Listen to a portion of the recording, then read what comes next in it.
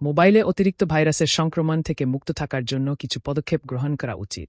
১. Antivirus software ব্যবহার করুন। একটি ভালো অ্যান্টিভাইরাস অ্যাপ্লিকেশন ইনস্টল করুন এবং নিয়মিত স্ক্যান করুন। ২. অপেক্ষাকৃত অ্যাপস ডিলিট করুন। সন্দেহজনক বা অজানা অ্যাপ্লিকেশনগুলো মোবাইল থেকে মুছে ফেলুন। ৩. আপডেট রাখুন। মোবাইলের অপারেটিং সিস্টেম ও অ্যাপগুলোর সর্বশেষ আপডেট রাখুন, কারণ আপডেটগুলো সাধারণত নিরাপত্তা সমস্যার সমাধান করে। ৪. নিরাপত্তা সেটিংস চেক করুন। মোবাইলের নিরাপত্তা সেটিংসে গিয়ে অজানা সোর্স থেকে অ্যাপ ইনস্টল করার অনুমতি বন্ধ করে দিন। ৫. ওয়াইফাই এবং ব্লুটুথ সুরক্ষিত করুন। জনসমক্ষে থাকা ওয়াইফাই নেটওয়ার্ক ব্যবহার করার সময়ে সতর্ক থাকুন এবং ব্লুটুথ বন্ধ রাখুন যখন ব্যবহার না করছেন।